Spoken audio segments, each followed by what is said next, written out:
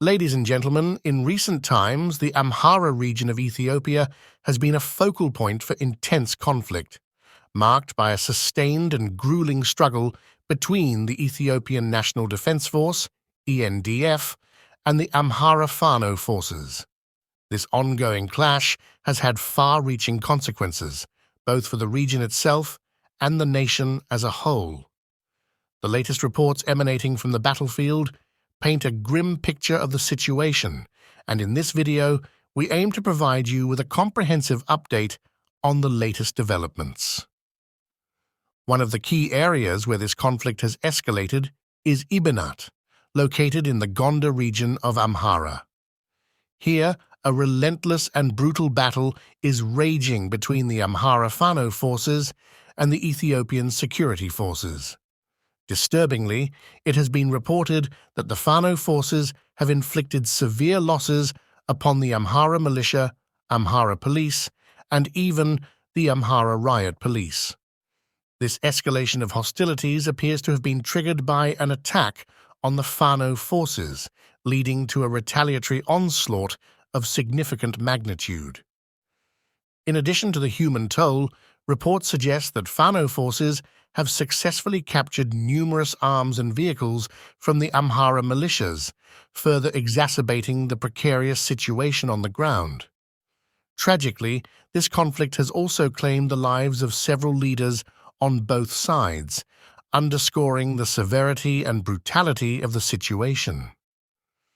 Adding to the complexity of the situation is the movement of thousands of Oromo and ENDF soldiers towards the Amhara region. Recent updates indicate that a substantial deployment of ENDF and Oromo soldiers has taken place in Debre Berhan city, a strategically significant location situated on the A2 highway within the Amhara region. Visual evidence in the form of videos has emerged showing multiple buses, heavily laden with soldiers, making their way towards Debre Berhan city. This movement underscores the gravity of the situation as it signifies a potential escalation of the conflict with the influx of fresh troops into an already volatile region. The implications of these developments are far-reaching and deeply concerning.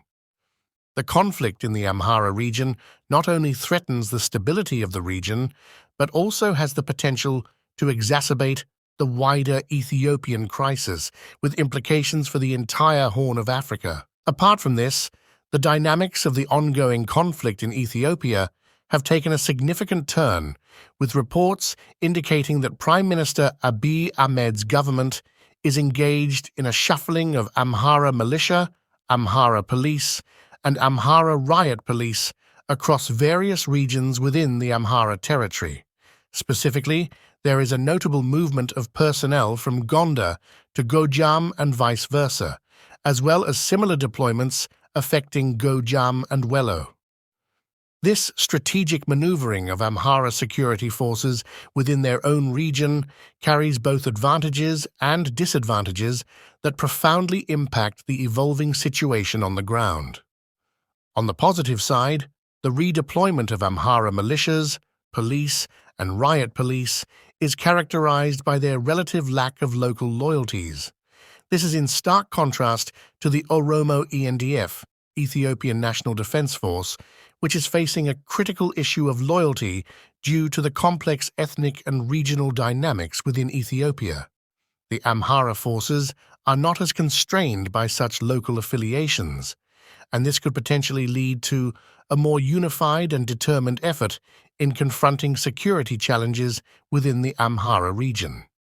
Their allegiance lies primarily with the Amhara identity, which may provide them with a sense of purpose and commitment in the face of the ongoing crisis.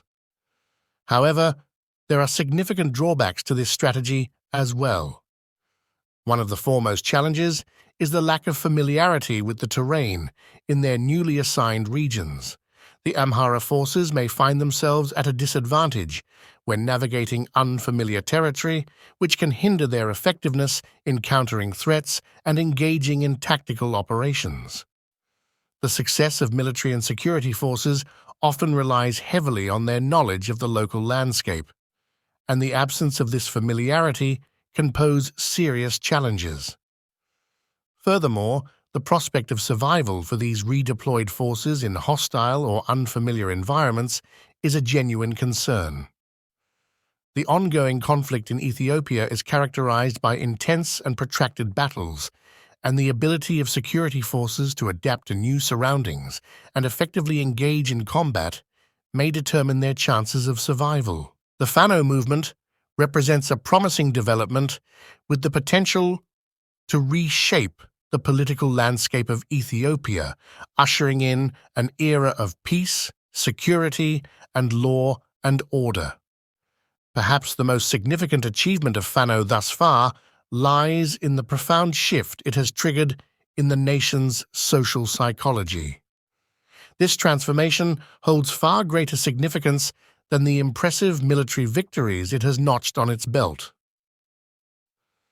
Gone are the days of the Field Marshal's hubris when he led his military into Amhara tribal lands, seeking to metaphorically strip Fano fighters of their dignity by disrobing them of their trousers and disarming them of their weapons.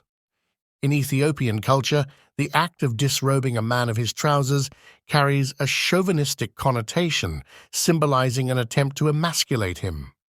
However, the Field Marshal's chauvinistic bravado was short-lived on the battlefield. Fano fighters ultimately disarmed his soldiers, leaving him with no option but to accuse them of treasonous acts for disarming his forces. In a fortunate escape by helicopter, he fled as Fano forces closed in on his escape routes.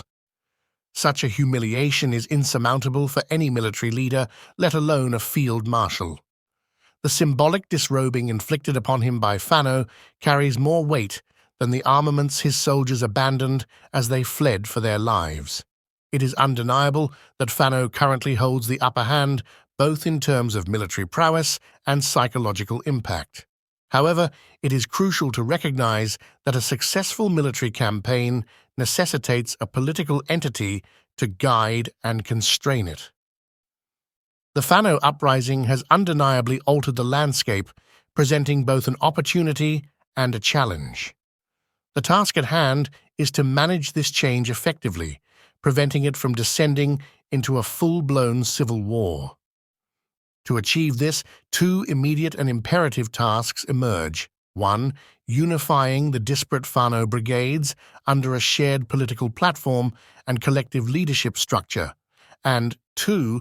Crafting a viable, prudent, and adaptable strategy for a change in government or governance that garners broad support beyond the boundaries of Amhara tribal lands. Presently, there exist divergent strategies and endgame objectives among various Fano brigades.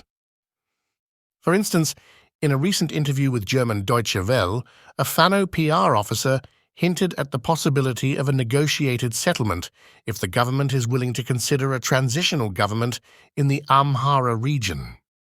Conversely, Major David Voldegorgis, the chair of the Diaspora PR for Amhara Popular Front, APF, has openly advocated for the overthrow of the government, declaring, "We will win and we will take over Addis Ababa." Fano must navigate these competing objectives judiciously, seeking to effect transformative change without plunging the nation into a civil war. It must demonstrate political wisdom and sophistication rather than embracing extremist positions. As the saying goes, there are multiple avenues to achieve one's goals, and Fano can secure its objectives through multiple means. Furthermore, it is imperative for the Fano movement to project itself as a stabilizing force, characterized by a unified agenda, a dynamic and adaptive strategy, a clear and viable endgame, and a robust public relations apparatus. These measures are essential to a. Shield the Fano movement from potential hijacking by extremist elements, b. Mitigate conflicts within the various independent Fano brigades and their support networks, both domestically and in the diaspora, c. Establish harmonious relationships with leaders of other tribal regions based on general principles of cooperation, and d. craft an effective political strategy and public relations campaign to secure the confidence and support of the silent majority within the country and key international stakeholders.